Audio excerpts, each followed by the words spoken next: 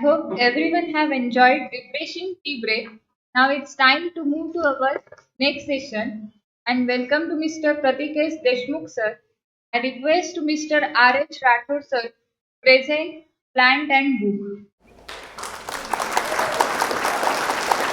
My honor to introduce Mr. Pratik S. Deshmukh sir. He is pursuing PhD and completed ME, BE and Diploma in Computer Science Engineering. He has a total 6 years of teaching experience, 3 years of research experience and 4 years of industry experience. His area of specialization computer networking, operating system, digital marketing, search engine optimization. He has published number of papers in that two national journals, two international journals, one national conference. Now I request Mr. Pratik S. Deshmukh sir to enlighten us on the topic Initiative for Enhancing Teachers Training and Professional Development in India NEP 2020. Please welcome Mr. Pratik S. Deshmukh sir. Thank you, madam, for the warm introduction. I thank you all my colleagues, friends present over here for giving me the opportunity to speak. I thank Rathod sir for the invitation. I also thank Dr. Professor Rajesh Tiwari sir, who is not present here. Because of him, I received this opportunity to speak in front of you. Many students have already started using AI tools. So I belong to an autonomous institute. So we design our own papers, we check our own papers. So we come also across a lot of different answers. Single question will have two different answers. Now students demand, sir, that answer is from AI tool. We have taken it from ChatGPT.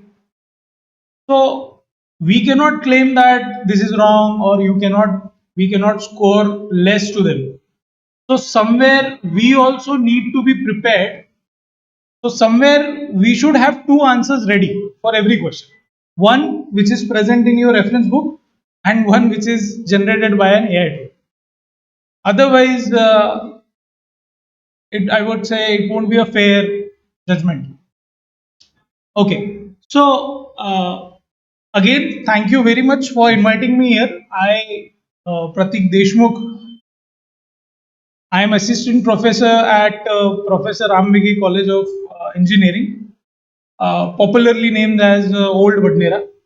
And the subject that I am going to touch upon is NEP 2020, that is National Education Policy 2020. The reason I feel this introduction or this policies overview is important because we need to know what government is planning for us, right? We, as a professional, we teach ourselves or we attend such kind of workshops and we get a hands-on experience regarding current issues, present situations. But now we need to prepare for future. And back in 2020, when this policy was proposed, we attended, as an engineering faculty, we attended lot of workshops in 2021. But we were very lenient about the policy. We thought that some of the changes in the policy which are proposed are such that they feel dreamy, they feel impossible to implement. So we were very skeptical about it. How is this policy going to be implemented? This is not possible in India. We are very well known the structure of education, right? So, but in 2023, government of Maharashtra imposed the policy on the autonomous institute. So, in order to institute to run its autonomy, the NEP curriculum is mandatory. They made it mandatory. So overnight work was done. A lot of our senior faculties, day and night, they worked upon the curriculum. We have changes. We made a lot of changes, and then we implemented policy from the last year. So I am here to share my experience about the policy. I am here to share my experience about some positive features of this policy. First half, I will explain some features of the policy, and in second half, I will explain what changes we have adopted as an engineering institute. And I feel they are equally important for diploma teachers as well, because at some point of time you are going to adopt to this system. Maybe few years later, but you have to adapt.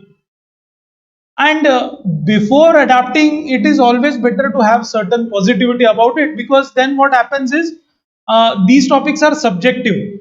Lot of people have two opinions. Some people say that is not good, some people say that is better, right? Two opinions. So we do not want to fall into negative side, because that is a mandatory policy we have to do. Then what is the use of criticizing, right? So, with that intention, I will start my presentation. I will use English as well as Marathi. Uh, the moment I entered, Rathod sir said, Gosavi sir was speaking. Sir said की Gosavi sir खूप छान English बोलतात, पण काही गोष्टी ह्या express करायला मराठी भाषा लागते, त्यामुळे सर मराठी पण बोलतात. म्हटलं, ठीक आहे. Now, my message to Rathod sir is कि Government of India also has noted this point out, and they had made provisions in NEP for that, and that is part of my one of the slide. I'll explain it to you. So let us start with some basic introduction to policy. Uh, Government of India has had a department, Ministry of Human Resource Department, and they formed a committee under Dr. K. Kasturi Rangan. With the help of a team, they designed this policy. Okay, NEP 2020. So, first policy was introduced in 1968 by Prime Minister Indira Gandhi, and second policy was introduced in 1986 by Prime Minister Rajiv Gandhi. And after that, few revisions were made to the policy, but that were not significant. And after 34 years, in 2020, third policy is designed. Now, the government back then was different. Government right now is different. The agenda of previous education policies were different, and the agenda of present education policy extremely different. I mean, we even as in teachers, we always communicate with each other. We discuss a lot of issues which are present in the existing system. And trust me, if we successfully implement this policy, those issues will get resolved. So, whenever these people make any policy, सबसे पहला सगळ्यात पहिला जो प्रश्न असतो की funding कुठून आणणार है ना. आता नवीन इन्फ्रास्ट्रक्चर झालेलं आहे मागच्या 10 वर्ष, कारण तसा फंडिंग अलॉट झाला होता म्हणून इन्फ्रास्ट्रक्चर झालं. आता एज्युकेशन मध्ये रिफॉर्म्स करायचे म्हटलं की फंडिंग लागणार. The policy was propose with the incremental allocation of resources from 1 to 3% to 6% of total GDP. म्हणजे सध्या एज्युकेशनला टोटल 3%, 1 to 3% अलोकेशन आहे. आणि पॉलिसीचं म्हणणं आहे गव्हर्नमेंटला की जर ही पॉलिसी आम्हाला करायची असेल सक्सेसफुली इम्प्लिमेंट, तर आपल्याला total 6% of complete GDP has to be allotted. Now this policy proposes a reform which will benefit all the education streams in India, not just engineering but science, commerce, arts, diploma. My presentation is specific to engineering. I have studied what changes had to adapt to an engineering institute, and I am positive that same changes will be transferred to diploma institutes. So the aim of this policy was to transform education system and meet the needs of 21st century, to prepare our youth to meet the diverse national and global challenges from present and future, and to ensure holistic development and employability of students. Now, these two words are going to be get repeated n number of times. One, holistic, and second, multidisciplinary. I will explain why those two words are important. So when we designed our curriculum, that time we understood why those two words are important. So the policy was designed on five pillars, that is access, equity, quality, affordability, accountability. Very straightforward pillars. Initial policies were also based on these. Access to education, right? Equity is not equality. Equity meaning the idea that every student should reach its complete ability, or every student has an opportunity for his potential to get his academic potential irrespective of his personal circumstances. ठीक आहे, म्हणजे त्याची परिस्थिती कशी असो, त्याला कुठल्याही परिस्थितीमध्ये जावं लागलं ग्रॅज्युएशनच्या पिरियडमध्ये, त्याला त्याच्या हक्काचं शिक्षण मिळालं पाहिजे. आता मी सरांसोबत बोलत होतो, सर गेले मला वाटतं बाहेर, की हजारो लाखो असे विद्यार्थी आहेत जे काही XYZ कारणांमुळे फर्स्ट इयर सोडून निघून गेले, सेकंड इयर सोडून निघून गेले, थर्ड इयर सोडून निघून गेले. आपले पॅरेंट्स असतील maybe, for their whole life they are known as non graduates. Now this is not fair. So government of India created a provision for those students. त्यांना परत आणायचं आहे त्यांना, किंवा असं पुन्हा घडू नाही. आता ज्यांची परिस्थिती नाही, फायनान्शियल प्रॉब्लेम आहे, मेडिकल प्रॉब्लेम आहे, घरी काही बर्डन आहे, अशा विद्यार्थ्याला जर सेकंड इयर कम्प्लीट करून शिक्षण सोडावं लागलं, तर त्याला तुम्ही आयुष्यभर अनग्रॅज्युएट म्हणणार, नॉन ग्रॅज्युएट म्हणणार, फेल्युअर म्हणणार, जॉब नाही मिळणार. Of course, no degree no job, right? So for that there are provisions. Quality of education is one pillar, affordability and accountability meaning outcomes. आपल्याकडे कुठली कमिटी जेव्हा येते, मला माहिती डिप्लोमा एज्युकेशनचं नॅक NBA सगळ्यांना लागू आहेत, तर आपलं जे पूर्ण डॉक्युमेंटेशन असतं ते आउटकम्सवर असतं. आपल्याला कसंही करून ते आउटकम मॅच करावं लागतं.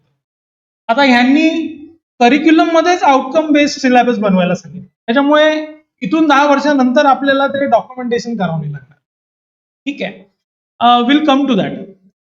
Indian ethos NEP-2020 envisions a curriculum that imparts both local and global knowledge, preparing student for national and international competitiveness. आपल्याला स्टुडंट्सला फक्त नॅशनल रिजन साठी नाही, तर इंटरनॅशनल लेवलला सुद्धा प्रिपेअर करायचं आहे. त्यामुळे तसं करिक्युलम त्याचं आपल्याला प्रपोज केलेलं आहे NEP मध्ये. आता असं बोलल्या जाते की जे पहिल्या पॉलिसीज होत्या किंवा एज्युकेशन पॉलिसीज ज्या आहेत इन जनरल, ह्या ब्रिटिशर्सच्या रूलमध्ये आपल्याकडे बनल्या. आता ब्रिटिश जेव्हा होते तेव्हा त्यांचा अजेंडा होता की आपल्याला इंडियामध्ये किंवा भारतामधनं वर्कफोर्स पाहिजे होतं, लेबर्स म्हणू आपण त्यांना. वर्कफोर्स क्रिएट करायसाठी ज्या गोष्टी त्यांना शिकवाव्या त्याच गोष्टी त्यांनी शिकवल्या, त्याच्या बाहेरचं काही शिकवलं नाही. पण तरी आपल्या त्याच्यानंतर 2 रिफॉर्म झाले, बऱ्याचशा गोष्टी एक्स्ट्रा करिक्युलर आपल्याकडे ऍड झाल्या, but that was not up to the mark. ठीक आहे, so that has change in 2020. So school regulation, school governance has to be changed to aspirational goals of 20 to attain the goals of 21st century, and Indian tradition, culture and values has to be intact. म्हणजे आपल्या basic गोष्टींना intact करून आपल्याला आपल्या schools आणि education मध्ये reforms करायचे आहेत. So to impart these reforms, one framework is formulated. It is known as a National Higher Education Qualification Framework, and these framework is there to integrate vocational education into higher education. Now, I hope you all know what vocational education is. We as in workforce country, we have very less importance to vocational course. Now this policy completely trying to replicate foreign culture in our education system. बाहेर विदेशामध्ये जे education आहे ते vocational आहे. तिथे trade courses खूप popular आहेत. जसं आपल्याकडे इंजिनिअरिंग डिप्लोमा पॉप्युलर आहे, तसं तिकडे ट्रेड कोर्सेस पॉप्युलर आहे. ट्रेड कोर्सेस म्हणजे काय? एक स्पेशालिटी की बा एक प्लंबर असेल तो प्लंबिंग ट्रेड कोर्स करेल, ट्रक ड्रायव्हिंगचा कोर्स आहे, त्याला डिग्री मिळेल त्याच्यात, किंवा सिव्हिल कन्स्ट्रक्शन वर्करचा कोर्स असेल, असे ट्रेड कोर्सेसला तिथे फार व्हॅल्यू आहे. आणि ते trade professionals are not affordable by common people. त्यांची जी फीज किंवा त्यांचे जे चार्जेस राहतात ते तिथचे जनरल लोक अफोर्ड नाही करू शकत, इतके ते स्किल्ड राहतात. म्हणजे आपण ज्यांना एकदम आपल्याकडे सेकंडरी स्थान आहे तिकडे ते प्रायमरी स्थानमध्ये आहे. जे रेग्युलर लेबर इलेक्ट्रिशियन आपण म्हणतो, तिकडे इलेक्ट्रिशियन आपण अफोर्ड नाही करू शकणार. बट त्याच्या आपल्याकडे इलेक्ट्रिशियनला आपण सर्टिफिकेट मागत नाही, त्यांच्याकडे he has to be a trade certificate owner in order to repair electronics. So that kind of courses has to be integrated with our existing courses, and for that NHEQF is formulated. Now NSQF also represents nationally, or it is a recognized competency based framework which provides multiple pathways for learning vocational education, vocational training, general education. Sorry, I lost the track of slides. So vocational education, training, general education, technical education, linking all these educations to our degree and diploma courses. This is what the agenda is. Now, one slide to refer what is the transformation proposed in the schooling structure. So this is a pedagogical structure. This is our this is existing structure. Preschool from first standard to 10th standard, and then 11th and 12th. The proposed is new academic structure is you divert or convert that education into 4 pillars: foundational course, pre-proprietary course, middle course, and secondary course. Now, this has been adapted by some higher education institutes, several states, not yet in Maharashtra, but in Karnataka, in Delhi NCR, this pattern is adopted. And the complete benefit of this pattern will be visible to us when we complete one cycle of this first standard to 12th standard, right? So government of India has given us a target of 2030 to implement this policy, and for higher education it has been extended till 2035. Now the policy says that the children between the age of 3 to 6 they have a very high adapting skill. They learn very fast, they learn languages, they create the ability to think, take decisions, and this is very crucial age for them. So in this age the curriculum has to be designed multi-level, activity based learning, play activity based learning. आता आपल्यापैकी कोणाचे मुलं असतील तर ते नक्कीच आपण private स्कूलमध्ये पाठवतो, अंगणवाडीमध्ये वगैरे नाही पाठवत, कारण अंगणवाडीचा सिलेबस हा वेगळा आहे. आणि आता नवीन ज्या प्रायव्हेट स्कूल्स आहेत तिथे प्ले बेस्ड किंवा ऍक्टिव्हिटी बेस्ड लर्निंग आहे, आणि आपल्याला आपले मुलं तिथे फार कम्फर्टेबल वाटतात. ते स्वतःहून शाळेत जातात, शिकतात आणि फास्ट शिकतात. हा प्रायव्हेट स्कूलनी अडॅप्ट केलेला आहे, हा NEP मध्ये कंपल्सरी सांगितलेला आहे for every school, for government school, for anganwadi schools, म्हणजे राईट टू दी विलेज, गावाखेड्यांपर्यंत हा पॅटर्न पोहोचवायचा आहे. नाऊ प्री प्रोप्रायटरी स्टेजला पण play, discover, activity based interactive room learning is proposed. Middle stage म्हणजे 11 ते 14, म्हणजे 6वी ते 8वी, मिडल मध्ये त्याला आपले एक्सपेरिमेंटल लर्निंग जे त्यांचे बाकीचे जे सब्जेक्ट्स आहेत ते इंट्रोड्यूस होतील. Science, mathematics, arts, humanities and science, social science हे सब्जेक्ट त्यांना 6वी ते 8वी मध्ये इंट्रोड्यूस, 6 ते 8 वर्गाच्या ड्युरेशन मध्ये इंट्रोड्यूस होतील at the age of 11 to 14. आणि मग 9वी, 10वी, 11वी, 12वी. Now, this is secondary stage where multidisciplinary study is proposed with greater critical thinking, flexibility and student choice of subjects. ठीक आहे, हे आपण ग्रॅज्युएशन मध्ये सुद्धा बघणार आहे की चॉईस ऑफ सब्जेक्ट कशी दिलेली आहे, बट ही मुलांना 9वी ते 12वी मध्ये राहणार. आता हे जे स्ट्रक्चर आहे ह्याच्यामध्ये I am not sure, but I feel की डिप्लोमा सुद्धा याच्यातच ऍडॅप्ट होणार. आयदर 9वीतला विद्यार्थी 10वीतला विद्यार्थी डिप्लोमाला ऍडमिशन घेणार आणि 12वी नंतर तो इंजिनिअरिंगला जाणार. कारण आता डबल डिग्री, ड्युअल डिप्लोमा हे कॉन्सेप्ट आहेत. ड्युअल डिग्री आहे, ड्युअल डिप्लोमा आहे, डिग्री विथ ऑनर्स आहे, डिग्री विथ मायनर्स आहे. तर अशा केसमध्ये डिप्लोमा जो आहे त्याला direct secondary admission may be skip होणार. अदर एनी विच वेज ती चॅलेंजिंग आहे, ती प्रॅक्टिकल नाही आहे. कारण आता आम्ही डायरेक्ट सेकंड इयरचे स्टुडंट जे आमच्याकडे येतात फार लेट ऍडमिशन होते, बिलकुल लिंक नसते, डायरेक्ट एक्झामिनेशन फेस करावी लागते, फार त्रास होतो. तर त्या सिस्टीमला अजून याच्यावर सॉलिड माझ्याकडे प्रूफ नाही आहे, but that has been addressed in the policy. Now also the reason this structure is more beneficial, आपल्याकडे काय झालं की एंट्रन्स एक्झामचं महत्व फार वाढलं. त्याच्यामुळे 11वी 12वीचं एज्युकेशन हे वेस्ट झालं. 11वी 12वीला फक्त आपण फॉर्मॅलिटी म्हणून मुलं जातात, क्लासेस करत नाही. आणि त्यामुळे काय होत आहे की त्यांचा आयक्यू म्हणजे एंट्रन्स मध्ये ते चांगले मार्क मिळवतात, इंजिनिअरिंग मध्ये येतात, पण त्यांना इंजिनिअरिंगचे सब्जेक्ट जे आहे फर्स्ट इयरचे ते क्रिटिकल जातात, फिजिक्स, केमिस्ट्री, मॅथ्स. कारण आपले फिजिक्स, केमिस्ट्री, मॅथ्स जे आहे इंजिनिअरिंगचे ते बेस्ड आहे 11-12च्या याच्यावर. 11-12 मध्ये क्लासेस करत नाही. बघा, choice based learning and explanatory learning both are different. एखादी वस्तू, एखादी कॉन्सेप्ट वाचून आपण आपल्या शब्दात लिहिणे आणि एखादी वस्तू वाचून आपण एखादी चॉईस एबीसीडी सिलेक्ट करणे याच्यात फरक.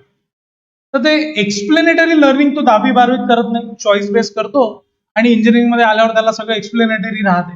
तर ते एक क्रिटिकल पॅरामीटर आहे, तो इथे चेंज होणार. त्याला, त्या विद्यार्थ्याला इथे खूप फायदा होणार. एक यालाच थोडं टेबल फॉर्म मध्ये रिप्रेझेंट केलेलं आहे. तर लेवल्स मध्ये डिवाइड केलेलं आहे पूर्ण एज्युकेशन. लेवल 1 to लेवल 6 असे 6 लेवल मध्ये तुमचं ग्रॅज्युएशन होणार. लेवल 1, लेवल 2, लेवल 1 मध्ये फाउंडेशन कोर्स, तर त्याच्यात 3 वर्षाचं तुमचं प्री स्कूल किंवा अंगणवाडी आणि क्लास 1 आणि क्लास 2. सेकंड लेवल मध्ये क्लास 3 to क्लास 5. नेक्स्ट मध्ये middle stage class 6 to class 8 आणि फोर्थ लेवल इज 9 to 12. म्हणजे इंजिनिअरिंगची जी लेवल राहील ती राहील लेवल 5. लेवल 5 ला तो ग्रॅज्युएट होणार, लेवल 6 ला तो पोस्ट ग्रॅज्युएटला जाणार. तर हे एक जस्ट ओव्हरव्ह्यू आहे की how schooling system is divided in two parts. My focus will be on how engineering is divided. So I have separate tables for that. We'll discuss it in the later slides. Now, some features of NEP policy that I feel is very important to understand. The very first feature is holistic and multidisciplinary. As I have told you, these words are going to get repeated. Holistic म्हणजे सर्व गुण संपन्न आणि multidisciplinary म्हणजे तुम्हाला multiple डोमेन्सचं knowledge घेता आलं पाहिजे. तर आता बघा, आम्ही एनईपी यावर्षी इम्प्लिमेंट केलं राम मेघे कॉलेजने आणि मला याच वर्षी खूप फायदा म्हणजे ऍडमिशनचा फ्लो खूप छान दिसला. कारण आता आम्ही सिव्हिलच्या विद्यार्थ्यांना सांगू शकतो की तुम्ही तुमच्या मुलाच्या चॉईसवर आहे, तुम्ही सिव्हिलच्या क्लासमध्ये बसा, मेकॅनिकलच्या स्ट्रीम मध्ये बसा, you can get degree in computers also, you can get degree in IT also. तशी प्रोव्हिजन, तसं करिक्युलम आपण डिझाईन केलेलं आहे आणि हे करिक्युलम एनईपीनीच आपल्याला दिलेलं आहे. Will come to that in the coming slides. So holistic and multidisciplinary meaning what? A approach to education which allows engineering students to explore diverse subject beyond their core discipline. Core discipline म्हणजे जी branch आपण घेतो आणि minor म्हणजे दुसऱ्या डिसिप्लिनचे subject, major म्हणजे दुसरी branch आणि honour म्हणजे त्या स्पेसिफिक जे डिसिप्लिन आहे त्याच्यात specialisation. Okay, this encourages holistic learning, fostering creativity, critical thinking, problem solving and digital literacy. आता याचे जे परिणाम आहे ते या स्वरूपात बघू आपण की होलिस्टिक लर्निंग म्हणजे काय, की एका विद्यार्थ्याला क्रिएटिव्हिटी पण त्याची चांगली असावी, क्रिटिकल थिंकिंग म्हणजे एखाद्या अटीतटीच्या वेळेत डिसिजन घ्यायची ताकद त्याच्यात असावी, प्रॉब्लेम सॉल्विंग स्किल्स त्याच्यात असावी. आपण इंजिनिअरिंग मध्ये फक्त प्रॉब्लेम सॉल्विंगवर काम करतो. क्रिटिकल डिसिजनसाठी त्याला नेहमी आपल्या मित्रांवर किंवा पेरेंट्सवर अवलंबून राहावं लागतं. अशा बऱ्याचशा गोष्टी ज्या या पॉलिसीने ऍड्रेस केल्या. Of course digital literacy is there. Why digital literacy is important? Because आम्ही असं बघतो आहे की मुलं फायनल इयर पर्यंत जातात आणि त्यांना स्वतःचा ईमेल आयडी सुद्धा माहित नसतो. ईमेल आयडी ते फर्स्ट इयरच्या वेळेस ऍडमिशनसाठी बनवतात आणि मग विसरून जातात. आणि इंडस्ट्री जी चालते आहे आजच्या तारखेत ती पूर्ण ईमेल कम्युनिकेशनवर चालते आहे. Without email communication you cannot connect with your bosses. If you are working for MNC it is next to impossible. आणि तुमची जर भाषा चांगली नसेल ईमेल मधली, if you cannot represent what you have worked, what the work is done, then it is of no use. You will get a wrong impression. You may not never get a promotion, right? So a lot of things are dependent on digital literacy as well.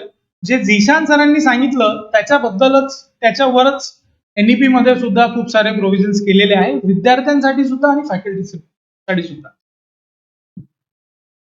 Now students can pursue degree with minor and fields like humanities, social sciences, management, technical expertise, enhancing the employability in rapidly moving job market. म्हणजे मुलांना आता वेगवेगळ्या, म्हणजे आता इंजिनिअरिंगच्या मुलांनी arts आणि humanities शिकायचं नाही का? शिकायचं. आता त्याला याचा सुद्धा पर्याय मिळणार. आता एखाद्या इंजिनियरला हिस्ट्रीमध्ये इंटरेस्ट आहे, why not? He can select a subject and he will get credit for that subject. है ना? आज आपण बघतो हा सगळ्यात मोठा चॅलेंज आहे की मुलांना करिक्युलम पेक्षा जास्तीच्या गोष्टीमध्ये जास्त, कोणाला डान्स परफॉर्मन्सेस मध्ये इंटरेस्ट राहतो, कोणी स्पोर्ट्स मध्ये राहतो, म्हणजे एक्स्ट्रा करिक्युलर बद्दल बोलतोय.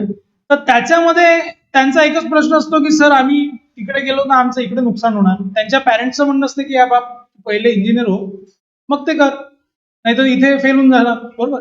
आता ह्या करिक्युलम मध्ये you have a very good provision.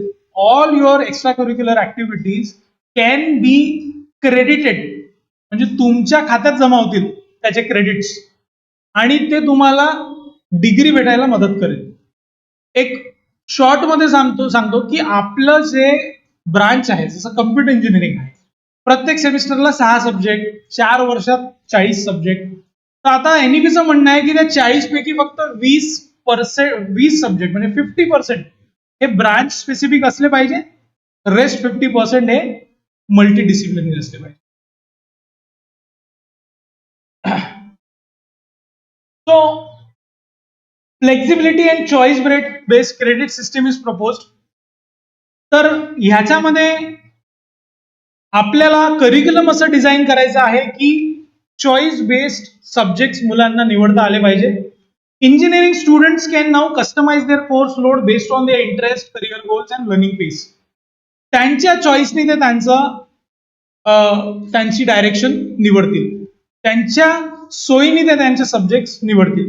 आता सीएससी मध्ये ऍडमिशन झाली पण त्याला इंटरेस्टच नाही येत आहे प्रोग्रामिंग मध्ये, त्याला जमतच नाही आहे कोडिंग, तर त्यांनी काय करावं? तर त्यांनी मायनर त्याच्या इंटरेस्टच्या फील्डची सिलेक्ट करावं.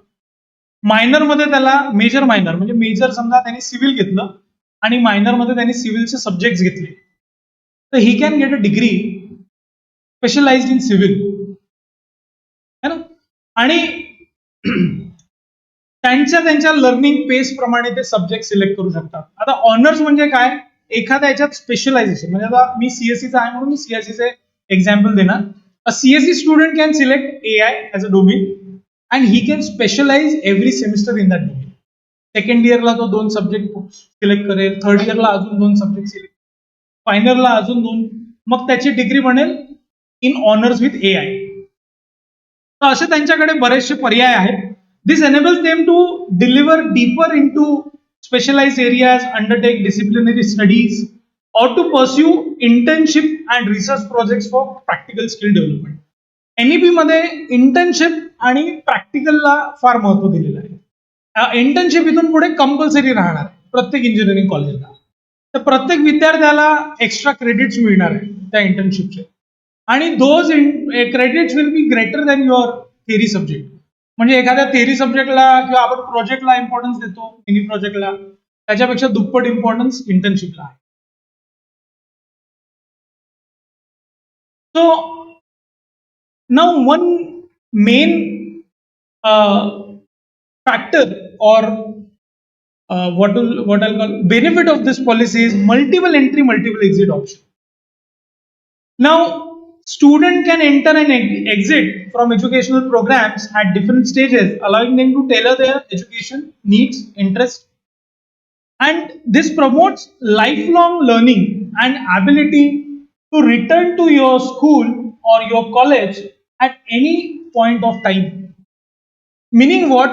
As I was discussing with sir, विद्यार्थी फर्स्ट इयर किंवा सेकंड इयर मध्ये ड्रॉपआउट झाला, फेल झाला, किंवा त्याला शिक्षण तिथे डिस्कंटिन्यू करायचं काम पडलं, समजा की परिस्थिती नाही आहे किंवा मेडिकल रिझन्स आहे, तर तो आयुष्यभर फेल्युअर राहणार का? तो आयुष्यभर नॉन ग्रॅज्युएट राहणार का? तर नाही. आता एनईपी असं म्हणणं आहे, एनईपीचं असं म्हणणं आहे की there should be a recognition of education at every stage. त्यांनी जर फर्स्ट इयर कम्प्लीट केलं तर त्याला फर्स्ट इयरचं सर्टिफिकेट द्या आणि एक्झिट करा. 2 वर्ष इंजिनिअरिंग मध्ये कम्प्लीट केले तर तुम्हाला डिप्लोमा मिळेल. 3 वर्ष इंजिनिअरिंगचे जर तुम्ही कम्प्लीट केले तर तुम्हाला बीव्होक मिळेल, आणि 4 वर्ष जर तुम्ही कम्प्लीट केले तर तुम्हाला डिग्री मिळेल. आता ह्याच्यात एक अशी प्रोव्हिजन आहे की बीएससी सुद्धा तुम्हाला मिळू शकते, बी व्होकेशनल और बीएससी. तर इथून पुढे जर आपल्याला इंजिनिअरिंग कॉलेजमधून बीएससी करताना मुलं दिसले तर आश्चर्य वाटणार नाही. BSc degree would be pursuable from engineering colleges as well. Now just to give you a brief framework of this diagram is taken from government GR. This was proposed by government of Maharashtra last year, and we have designed our curriculum based on this table only. So level 4.5 we have seen till level 4, student completed 12th. After that he enters in engineering. If he completes 1 year of UG, the minimum requirement of credits will be 40 or 44. आता credit म्हणजे काय, तर आता subject pass आणि fail ही system बंद. Every subject will have a credit. If you pass that subject with any marks you will get that credit. आणि अशी एक सब्जेक्टची क्रेडिटची बास्केट बनवून दिलेली आहे. तेवढे क्रेडिट्स तुम्ही मिळवा, तुम्ही त्या वर्षाला पास केलं. ठीक आहे. तर 40 मिनिमम क्रेडिट्स तुम्हाला लागतील फर्स्ट इयर कम्प्लीट करायला. And the completion of these credits, you will get a certificate in engineering. 80 credits for diploma, 120 credits for 3-year bachelor degree in vocational or BSc, and 4 years degree will be given to the one who completed 160 credits. Now these credits are divided by multidisciplinary subjects है ना. हे credit मध्ये म्हणजे त्याच्या डिसिप्लिनचे subject पण आले, त्याच्या ब्रांचचे subject पण आले, आणि इतर त्यांच्या ज्या ऍक्टिव्हिटीज आहे, एक्स्ट्रा करिक्युलर ऍक्टिव्हिटीज आहे, त्याचे पण क्रेडिट आले. सगळे क्रेडिट मिळून तुम्हाला 160 क्रेडिट बनवायचे आहे, तुम्हाला डिग्री मिळेल. ठीक आहे. आता याच्यात अजून फार डिटेल्स आहे, आपण ते नेक्स्ट याच्यात बघू. So to allow this system to be implemented,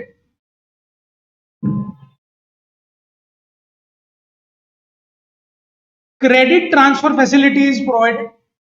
म्हणजे पॉलिसीचं असं म्हणणं आहे की एक सेंट्रलाइज क्रेडिट बँक असेल, जसं आपलं बँक अकाउंट असतं ना, व्हेरी सिमिलर टू दॅट. आता माझे एक महत्वाची सूचना आहे आणि इम्पॉर्टंट इन्स्ट्रक्शन्स आहे MSBT कडनं, RBT कडनं. आताचा मेसेज आला. मी फक्त एका मॅडमला परमिशन दिली होती, त्या मॅडम सोबत त्या मॅडम पण गेल्या. पण एक ऍक्टिव्हिटी राहिलेली आहे जी मला मी फ्रेश अटेंडन्स आता घेत आहे, कारण की त्याचा डायरेक्ट इफेक्ट हा तुमच्या सर्टिफिकेटवर होऊ शकतो. तर कृपया सेशन संपल्यानंतर 10 मिनिटाचं सेशन तिथे आहे अजून, जे मला कम्युनिकेट करायचं आहे आरबीटी सोबत.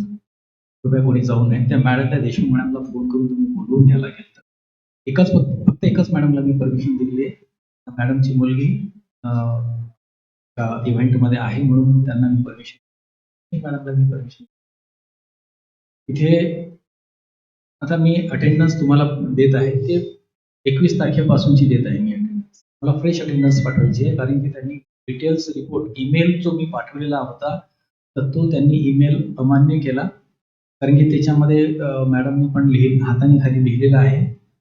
त्यांनी म्हटलं की आम्हाला फ्रेश अटेंडन्स, त्याच्यावर व्हाईटनर लावून तुम्ही पाठवा. पण प्रिन्सिपल सरांचं म्हणणं आहे की आपण व्हाईटनर न लावता पण डायरेक्ट नवीनच attendance.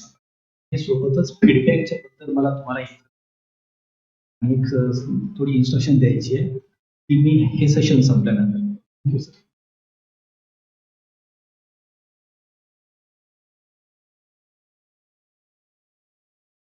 So to allow, should I continue? So to allow multiple entry and multiple exit option, NEP proposes credit transfer facility.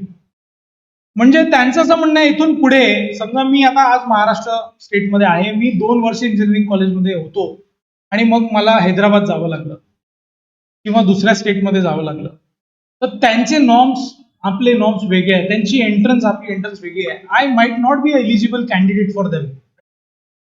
So that will change in coming years. So there will be a centralized repository of credits, and those credits will be valid across India whomsoever are following NEP guidelines. ठीक आहे. म्हणजे मी first year मध्ये आलो, मला 40 credit मिळाले. मग मी काही personal रिझनमुळे मी graduation सोडलं, मी जॉब केला 2 वर्ष, परत आलो ते 40 क्रेडिट्स घेऊन सेम इन्स्टिट्यूट मध्ये सेकंड इयर पासून माझं एज्युकेशन कंटिन्यू केलं. This facility will get. Institutes to institutes credit transfer होतील.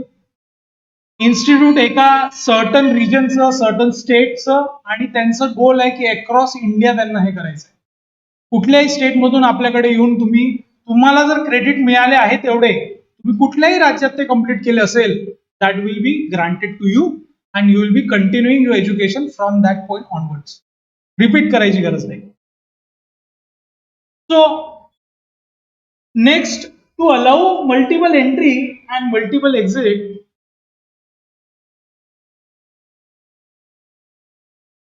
the credit system provides chances of employability as well. म्हणजे कसं आहे की फॉर एक्झाम्पल काही स्मॉल स्केल इंडस्ट्रीज आहेत, त्यांना ग्रॅज्युएट नको आहे because they cannot afford graduates. ठीक आहे. तर ते म्हणतील तिथे एखादा असा विद्यार्थी जाऊ शकेल की सर माझ्याकडे सर्टिफिकेट आहे किंवा माझ्याकडे डिप्लोमा आहे. डिप्लोमा स्टुडंट्स जसे एम्प्लॉय होतात, त्या प्रकारे इंजिनिअरिंगचे स्टुडंट सुद्धा. ना why this provision is for engineering, कारण इंजिनिअरिंगला खूप जास्त क्राऊड आहे ना. 1.5-2 $2.25 लाख एका स्टेटमध्ये असे कितीतरी, म्हणजे लाखो करोडो इंजिनियर होतात आहे, पण त्याच्यात फेल्युअर रेट पण तेवढाच आहे ना. तर this will increase the employability. Students can enter the workforce at multiple points with relevant credential and return to education to upgrade their skills. है ना. वर्कफोर्स मध्ये ते कधी पण एंटर करू शकतील. आता आपल्या अमरावती सारख्या शहरात मेकॅनिकल इंजिनियरला जो एम्प्लॉयबिलिटीचा पर्याय आहे, गॅरेजेस आहे, इंडस्ट्रीज आहेत, तिथे मे बी ग्रॅज्युएटची गरज लागणार नाही. एखाद्याला गरज आहे, तो 2 वर्षाचं सर्टिफिकेट घेऊन जॉब करेल, जेव्हा त्याचे पैसे जमेल परत येईल, डिग्री करेल, है ना.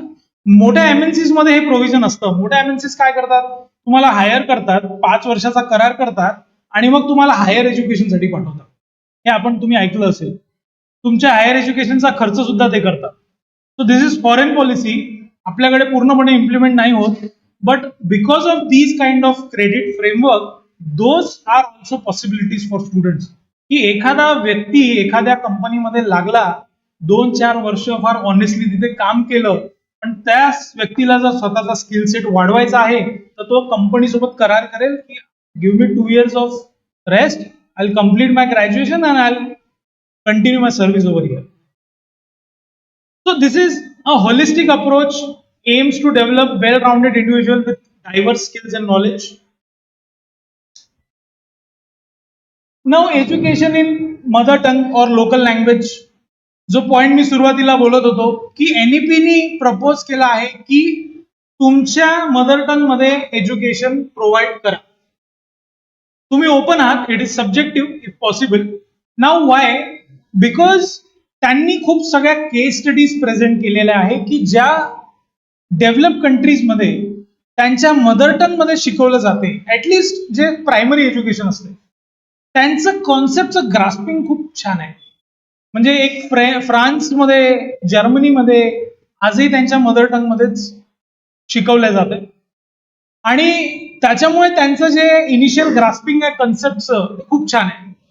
तर विद्यार्थ्याला तो पर्याय असावा अशी NEP मध्ये प्रोव्हिजन आहे. With English you can choose your mother tongue. So all institute have to provide education in their regional language. Now that will be an option. Again, many people are not in favor of that because they feel English is accepted worldwide as a communication language. So everything has to be in English, but there are limitations to English as well. है ना? जसं आता sir बोलले की काही गोष्टी आपण आपल्या मातृभाषेत खूप छान समजावून सांगू शकतो आणि समजू शकतो, तर there has to be that flexibility in the mother tongue. Next, vocational education and skill development. As I have told before, व्होकेशनलला म्हणजे ट्रेड एज्युकेशनला खूप महत्व दिलेलं आहे. तर ही पॉलिसी हायलाइट करते integration of various vocational education and skills development into mainstream education, aligning it with industry needs. म्हणजे मेन स्ट्रीम एज्युकेशन म्हणजे आपलं एक्झिस्ट, जे काही तुम्ही डिप्लोमा करताय, डिग्री करताय, आणि त्याच्यात तुम्ही इंटिग्रेट करा व्होकेशनल कोर्सेस. वेगळे नाही, वेगळं सेपरेट सर्टिफिकेशन. आताच्या तारखेत बघत असाल तुम्ही, मुलं इंजिनिअरिंगला असताना सर्टिफिकेशन करतात. आपल्याला पर्याय नाही आहे त्यांना म्हणायला की अरे बाबा, आता विद्यार्थीला आपण बोलतो की तू जावाचे क्लासेस कर बाबा, ठीक आहे, इंजिनिअरिंग करत असताना, किंवा एखादा कोर्स त्यांच्या ह्याच्यात पायथन असेल, पायथन नवीन आहे, तू मार्केटमधनं कर. मग तो म्हणतो की सर याचा काय फायदा होईल मला, माझ्या डिग्रीमध्ये मला त्याचे मार्क्स मिळतील का? आपण म्हणतो नाही, तुला सर्टिफिकेट मिळेल, ते तुला प्लेसमेंटच्या वेळेस कामात येईल. आता ही अडचण राहणार नाही. तुमच्या करिक्युलम मध्येच तुम्ही ते मल्टीडिसिप्लिनरी सब्जेक्ट टाका, व्होकेशनल सब्जेक्ट टाका. ही तुमच्या कॉलेजची बॉडी डिसाईड करेल की तुम्हाला काय काय शिकवता येते. तुमच्याकडे जी फॅकल्टी आहे त्याच्यावर आधारित तुम्ही ही सगळ्या फॅसिलिटीज ठेवू शकता आणि त्या तुमच्या क्रेडिटमध्ये ऍड होतील. रिसर्च आणि इनोव्हेशनच्या इकोसिस्टमला फार महत्व दिलेलं आहे. Now you can pursue a engineering degree with a research honor. Research साठी तुम्हाला लागणारा इन्फ्रास्ट्रक्चर बिल्ड करायला प्रोव्हिजन्स आहे. रिसर्च साठी लागणारी इकोसिस्टम बिल्ड करायला तुम्हाला लागणारी प्रोव्हिजन्स ही government of India facility provide करणार आहे. They are going to encourage institutes to bring incubators into your campuses, and lot of private university they have incubations, they have incubation systems already, but those are not reached to the roots of India yet. So rural part of India, the colleges who belongs to rural parts, they do not have that kind of facilities. But when government will make compulsory for IT industry, they will have to do so. Engineering students will have opportunities to engage in cutting edge research projects, collaborate with industry partners, customize their future innovative and entrepreneurship careers from very early stage of life.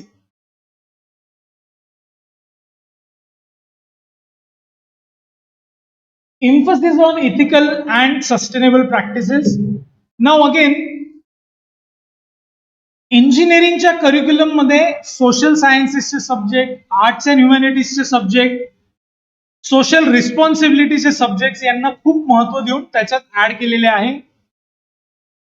एक engineering स्टुडंटला complex challenges, social challenges, climatical challenges किंवा येणाऱ्या future technological provisions ह्या सगळ्या माहिती असावा, त्या हिशोबाने सगळे चेंजेस त्यांनी सांगितलेले आहेत.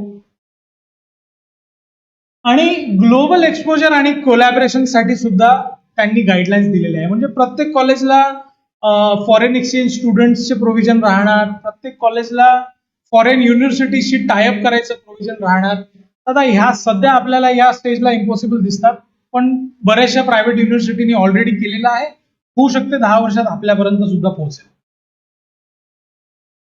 Gradual D affiliation from universities म्हणजे ऑटोनॉमी. त्यांचं म्हणणं आहे की तुम्ही आता हे MSBT पॅटर्न मध्ये चालतं, आपलं कॉलेज SGBAU युनिव्हर्सिटी अंडर आहे. तर NEPचं म्हणणं आहे की आता तुम्ही ग्रॅज्युअली ऑटोनॉमी घ्यायची. प्रत्येक इन्स्टिट्यूट त्यांना ऑटोनॉमस करायचं आहे. प्रत्येक इन्स्टिट्यूटचं त्यांना क्लस्टर फॉर्म करायचं आहे. म्हणजे एखाद्या इन्स्टिट्यूटमध्ये एखादी टेक्नॉलॉजी शिकायला विद्यार्थी येणार नाही, त्या विद्यार्थ्याला सगळ्या गोष्टींचं ज्ञान घेता आलं पाहिजे. म्हणजे आता आमच्या कॅम्पसमध्ये इंजिनिअरिंग आहे, फार्मसी आहे, सोशल वर्क आहे, MBA आहे. होऊ शकतं की all these degrees, all these departments will contribute to a single degree. म्हणजे बघा, फॉरेनमध्ये हेच कल्चर आहे. बाहेर देशात एकच डिग्री आहे, बॅचलर ऑफ सायन्स. आता आपल्याकडे डझनानी डिग्री, बॅचलर ऑफ सायन्स आहे, इंजिनिअरिंग आहे, आर्ट्स आहे, कॉमर्स आहे, तुम्ही नाव घेल त्याच्यात डिग्री आहे. तिथे तसं नाही आहे. तिथे bachelor of science in major and in minor. म्हणजे मेजर म्हणजे कुठलं ब्रांच, IT असेल, सिव्हिल असेल, कॉमर्स असेल, आर्ट्स असेल किंवा मायनर. तर त्या प्रकारचं स्ट्रक्चर आपल्याकडे इम्प्लिमेंट करायचा प्रयत्न आहे. Now coming to the changes which were suggested by government to engineering colleges past last year. So I will directly jump to the table which represents the curriculum of my college. I understand it is you have been sitting over here from 10:30. So this was not my ideal choice to select this time slot. I have attended lot many workshops, and I know I can understand, but I have to deliver at least the most important part is the table. Trust me, I have skipped a lot of slides, right? I understand, but just try to understand uh, how we have adapted the curriculum of NEP in our. Why I feel it is important for you to understand this is because diploma मध्ये जे मुलं असतात ना, ते टीचरशी जास्त connected असतात. आमच्यापर्यंत ते कधीच येत नाही. तुम्हाला जर या स्टेजला माहित असतं ना की त्यांना काय फिक्स करायचं आहे, so that will be a very good change. कारण डिप्लोमाचे स्टुडंट्स खूप मोठा इंटेक राहतो आणि they are not in touch with their graduation. म्हणजे मित्रही त्यांचे भरत नाही, फॅकल्टीशी पण ते कनेक्ट होत नाही, लेट येतात, ते ऑफबीट राहतात. होत असेल की डिप्लोमा टीचरशी ते गायडन्स घेत असतील, तर तुम्हाला हे त्यांना गाईड करता आलं पाहिजे. म्हणून एक how we have implemented NEP in our curriculum is so 4. This is we have covered this part 4.5 first stage. आता बघा, मिनिमम क्रेडिट रिक्वायरमेंट 40 ते 44 आहे. ठीक आहे, एक पहिलं इयर. आता ऍडिशनल क्रेडिट रिक्वायर्ड 8 क्रेडिट त्याला रिक्वायर्ड आहेत ऍडिशनल, जर त्याला फर्स्ट इयरला एक्झिट करायचं असेल. ठीक आहे, म्हणजे त्यांनी जर ठरवलं की मग मला फर्स्ट इयर नंतर शिकायचं नाही, तर आम्ही त्याला म्हणेल की 40-44 आहे ना, याच्या प्लस 8 क्रेडिट्सचं तू काहीतरी कर, मग तुला आम्ही सर्टिफिकेट देऊ. आता त्या 8 क्रेडिट मध्ये work based vocational course, internship, apprenticeship. आता बोर्ड ऑफ स्टडीज डिसाईड करेल की त्यांनी काय करावं. बोर्ड ऑफ स्टडीज एका कॉलेजची बॉडी राहते, ती डिसाईड करते की आपण वर्क बेस्ड व्होकेशनल कोर्सेस मध्ये कुठले कोर्सेस. आता NPTEL बद्दल ऐकलं असेल तुम्ही, NPTEL आहे, स्वयं आहे, तर हे काही काही कॉलेजेसनी कंपल्सरी केलेले आहे. May be in future NPTEL certification of 12 week will be giving 8 credit to student, so that he will not be needed anything else to do. Second 5th स्टेजला 80 दे. बघा, प्रत्येक सेमिस्टरला 40, प्रत्येक सेमिस्टरला 20, म्हणजे 4 सेमिस्टरला 40 असं ते कॅल्क्युलेशन आहे.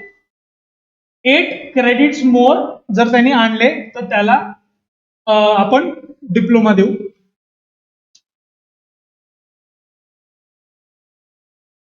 5.5 3 इयर्स बॅचलर्स डिग्री आम्ही BVoc देतोय, इन फ्युचर बीएससी सुद्धा देऊ. 120 ते 132 क्रेडिट आणि ऍडिशनल 8 क्रेडिट्स जर त्याला एक्झिट करायचं असेल तर.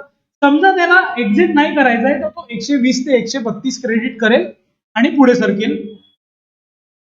6व्या स्टेजला त्याला BTech with multidisciplinary minor ही डिग्री मिळेल. आता जी आपली बीटेक डिग्री होती, तुमचा जो रेग्युलर डिप्लोमा आहे, that diploma will get converted into diploma with multidisciplinary minor. BE और BTech will converted into multidisciplinary minor. म्हणजे मल्टी डिसिप्लिनरी का बरं? कारण ते कंपल्सरी आहे त्याला त्याच्या कोअर ब्रांचेसच्या व्यतिरिक्त 50% सब्जेक्ट मल्टी डिसिप्लिनरी राहणारच आहे. तर त्याच्यात त्याला डिग्री घेणेच आहे.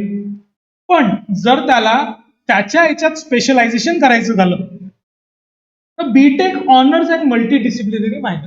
म्हणजे बघा, बीटेक मल्टी डिसिप्लिनरी मायनर इथं बेसिक आहे. ऑनर्स किंवा ऍड होईल जेव्हा तो 160 वर 18 ते 20 क्रेडिट एक्स्ट्रा घेणार त्या स्पेसिफिक ऑनर मध्ये. आलं लक्षात? आता समजा सीएससी मध्ये ऑनर्स कुठले कुठले? एआय आहे, आयओटी आहे, प्रोग्रामिंग आहे, डेटा स्ट्रक्चर आहे, डेटा सायन्स आहे, बिग डेटा आहे. हे सगळे इन्स्टिट्यूट आपापल्या हिशोबाने एक बास्केट तयार करतील ऑनर्सची आणि त्या बास्केटचे सब्जेक्ट तुम्ही थर्ड इयर पासून त्या मुलांना मिळतील. चॉईस त्यांची राहणार. त्यांनी थर्ड इयर पासून ते सब्जेक्ट घ्यायचे, थर्ड सेमिस्टर पासून. तर प्रत्येक सेमिस्टरला त्यांनी 3 क्रेडिटचा एक सब्जेक्ट जरी केला तर 18 3 वर्षात त्याचा जो 18 क्रेडिट होतात त्याला बीटेक विथ ऑनर्स मिळेल. म्हणजे बघा, एक जो ऍव्हरेज विद्यार्थी आहे तो चुपचाप आपली बीटेकची डिग्री घेणार, मल्टी डिसिप्लिन मायनर, शांत बसणार. जो पॅशनेट आहे, एक्स्ट्रा एन्थुझियास्टिक आहे, काही त्याला वेगळं करायचं आहे, तो ऑनर्स करणार. याच्या व्यतिरिक्त 6 लेवलला आणखी एक डिग्री आहे, BTech honours with research and multi discipline. आता त्याला थर्ड इयर मध्ये आणि फायनल इयर मध्ये रिसर्चचे सब्जेक्ट सुद्धा शिकता येणार. आता इथे किती लोक पीएचडी करतात आहे मला माहित नाही, पण रिसर्च पीएचडी साठी सुद्धा रिसर्चचे सब्जेक्ट कंपल्सरी, म्हणजे कोर्सवर्क दिलेला आहे. आता तुम्ही पीएचडीला ऍडमिशन घेतली तर 6 महिने तुम्हाला कॉलेजला पीएचडीचा कोर्सवर्क करावा लागेल रिसर्चचा सब्जेक्ट मध्ये, त्याची एक्झाम पास करून.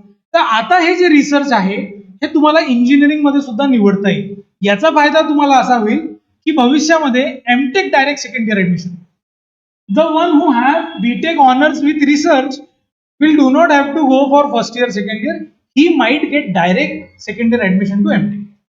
This has been already done in the case of MBA. If you don't know, interesting fact, from last year, every engineer is directly second year eligible for direct second year admission in MBA. म्हणजे आता तुम्हाला MBA करायचं असेल तर तुम्हाला 2 वर्ष नाही, तुम्ही डायरेक्ट सेकंड इयर ऍडमिशन घेऊ शकता एमबीए ला. ओके, सो 6 लेवलला last provision is BTech major discipline, major technology discipline with double minor. Right now as I told you, आता एखादा बीटेकला सीएससीचा विद्यार्थी आहे, त्याला सीएससीच्या सब्जेक्ट मध्येच इंटरेस्ट नाही आहे, so he can select a major technology. Major म्हणजे त्यांनी बीटेक सिव्हिल वाल्यांनी, सीएससी वाल्यांनी सिव्हिल सिलेक्ट केलं, मेकॅनिकल सिलेक्ट केलं किंवा कुठलेही मेजर सिलेक्ट केलं आणि त्याच्यातल्या मायनर्स मध्ये त्यांनी एक्सपर्टीज किंवा क्रेडिट्स ते मिळवले. तर 18 to 20 क्रेडिट्स जर त्यांनी या डिसिप्लिन मध्ये मिळवले तर त्याला ही डिग्री मिळणार. क्लिअर आहे? आता इथे एक्झिटचा काही पर्याय नाहीये म्हणून एक्स्ट्रा क्रेडिट नाहीये, फक्त डिग्रीजचे 4-5 प्रकार आहेत आणि इन्स्टिट्यूट टू इन्स्टिट्यूट हे टाइप्स व्हॅरी होतात. ठीक आहे, ऑनर्स, मेजर्स, मायनर्स, फरक समजलाय? ऑनर म्हणजे स्पेशलायझेशन ज्या डिसिप्लिन मध्ये आपण आहे, मेजर म्हणजे दुसरी ब्रांच आणि मायनर म्हणजे दुसऱ्या ब्रांचचे सब्जेक्ट. ठीक आहे, आणि बेसिक कुठली राहील तर BTech with multidisciplinary. So last few important features of this curriculum is that flexibility to move from one discipline to another. ठीक आहे, एका डिसिप्लिन मधून दुसरा. मी जसं तुम्हाला सांगितलं की या वर्षी आम्हाला खूप चांगला रिस्पॉन्स पाहायला मिळाला ऍडमिशन्सला. मेकॅनिकल सिव्हिलच्या ऍडमिशन लास्ट इयर आज पुढेच नव्हत्या आणि यावर्षी फुल आहेत.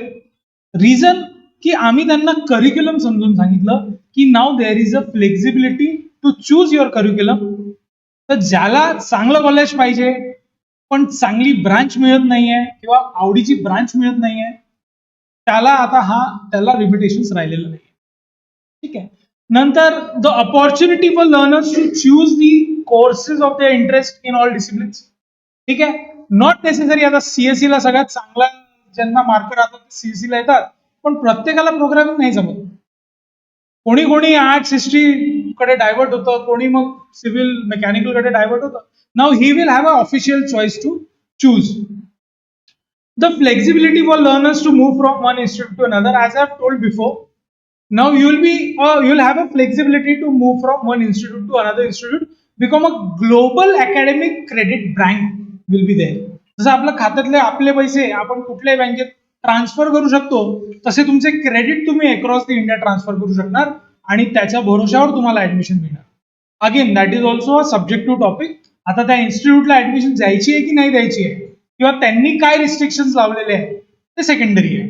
But if some institutes is open they can provide the admission. Mandatory one semester internship. इंटर्नशिपला खूप जास्त महत्व आहे, मॅन्डेटरी केलेलं आहे. एक सेमिस्टर इंटर्नशिप कंपल्सरी राहणार आहे. ऑन जॉब ट्रेनिंग कंपल्सरी राहणार आहे. Provision of NSQF compliant skill based courses for internship or for exit at different levels.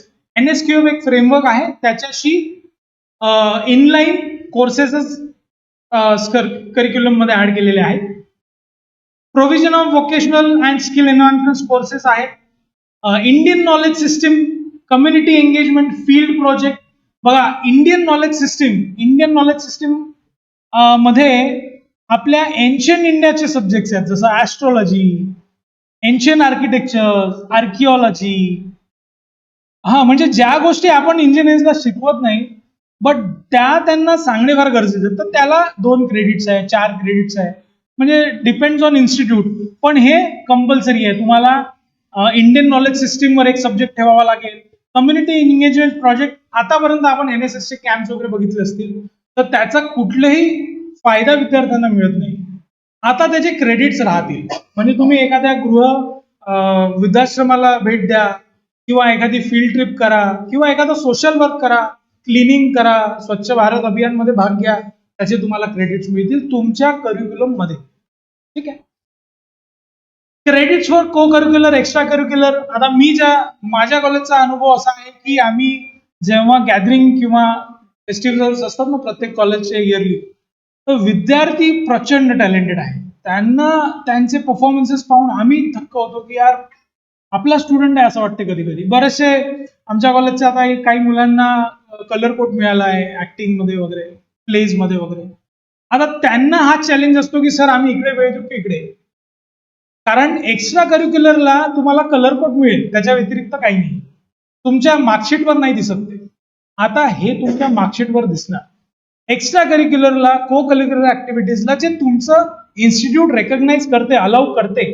जर तुमचं इन्स्टिट्यूट तुम्हाला डान्स करायला अलाउ करते गॅदरिंग मध्ये, तर त्यांना त्याचे क्रेडिट्स द्यावे लागतील मुलांना. जर तुम्हाला तुमचं institute play, one act play, traditional dances किंवा ट्रेडिशनल प्लेस करायला अलाउ करते, तर त्याचे क्रेडिट्स तुम्हाला राहतील. इंटरडिसिप्लिनरी और multidisciplinary education through single double minor. आता हे कळलंच असेल. Okay sir. Flexibility to switch to alternate modes of learning. आता कोविडमध्ये आपण पाहिलं ऑनलाईन सगळ्यांनी केलेलं होतं, तर आता गव्हर्नमेंटनी आपल्याला त्याच्याकडे सुद्धा प्रमोट करायला सांगितलेलं आहे की प्रत्येक विद्यार्थ्याला हायब्रिड मोड तुम्हाला ऑप्शन मध्ये द्यावं लागेल. फॉर एक्झाम्पल आता आपल्याकडचा कुठला विद्यार्थी इंटर्नशिप करतो किंवा जॉब करतो, तर आपण त्याच्याकडून रिटर्न मध्ये लेटर घेतो की सर मी क्लासेस करू शकणार नाही, असं नाही तसं नाही. Now we will have to provide him online facility if he is working or if he has any legitimate issue. So offline ODL learning, hybrid modes of learning, that has to be provided. Okay, so I can end my presentation over here.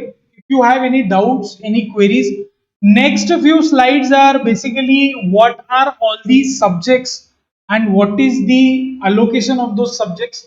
But I think diving that much deep into curriculum is not necessary at this point. Only one line, if you could read, minimum 50% of total credits corresponding to 3-year 4-year UG mandatory courses offered in all 4 years. सरळ सरळ हिशोब आहे. पहिले काय होतं, सिव्हिलचा विद्यार्थी 4 वर्ष सिव्हिलचे subject घासायचा. आता फक्त 50% सिव्हिलचे सब्जेक्ट राहतील त्याला, आणि दुसऱ्या 50%मध्ये इंटर्नशिप आली 8 क्रेडिटची, 14% मल्टी डिसिप्लिनरी आले, आर्ट्स, ह्युमन सायन्स, जे तुम्हाला कम्युनिटी एंगेजमेंट, वोकेशनल ट्रेनिंग, आणि 8 क्रेडिट्स तुम्हाला तुमच्या चॉईसनी दुसऱ्या मेजरचे सब्जेक्ट जर तुम्हाला करायचे आहे, शिकायचे आहे, तर असं 50% 50-50 अलोकेशन तुमच्या क्रेडिट सिस्टीमचं राहणार आहे. ठीक आहे. These are the documents that I have referred for creating this PPT. So one document is government चा GR लास्ट इयर जो आला होता, जो आम्हाला सगळ्यांना फॉलो करावा लागला.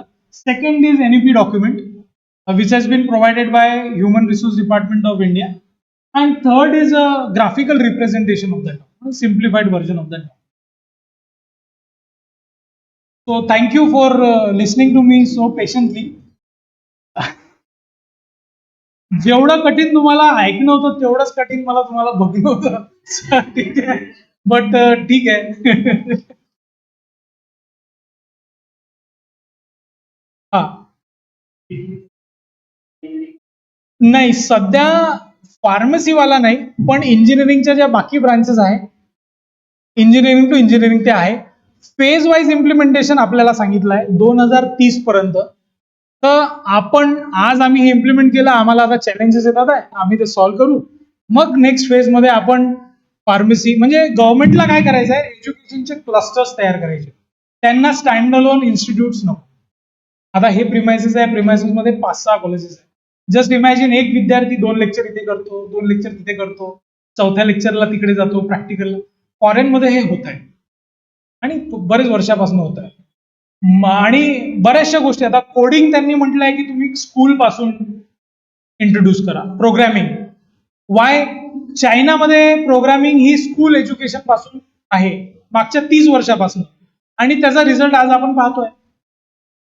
तर ज्या क्रुशियल टेक्नॉलॉजीज आहेत त्या तुम्ही स्कूलमध्येच त्यांना शिकवा, असं म्हणजे बरेचसे चांगले प्रोव्हिजन्स आहे. काही चॅलेंजेस पण आहे, लिमिटेशन्स पण आहे, बरेचसे लोक विरोध पण करतात, पॉलिटिकल पण आहे बऱ्याचशा गोष्टी.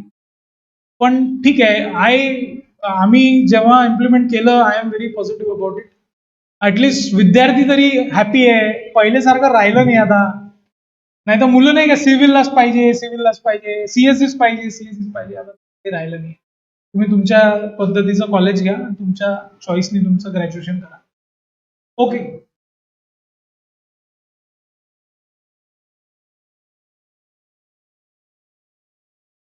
हो, मी जसं सांगितलं की बघा, जसं आता एंट्रन्स आली, 11वी-12वीचं इम्पॉर्टन्स कमी झालं, पण ऍडमिशन घेत नाही असं नाही.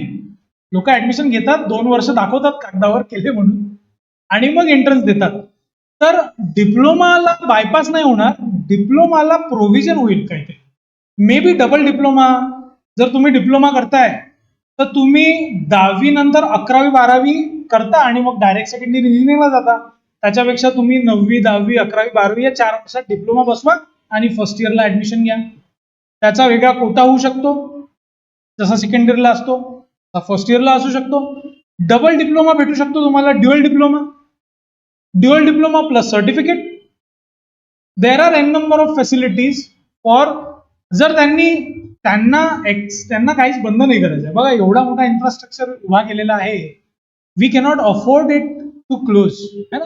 आज प्राईम लोकेशनला आज एक कॉलेज आहे, एवढं छान कॅम्पस आहे, बंद कसं करणार, काय फायदा आहे त्याचा? याला मिळवायचं कसं, याला अजून अपग्रेड कसं करायचं, नक्की त्याच्यासाठी खूप चेंजेस पण होतील. खूप मेहनत किंवा कसरत पण होणार इथे काम करणाऱ्या टीचर्सची किंवा इंजिनिअरिंगमध्ये.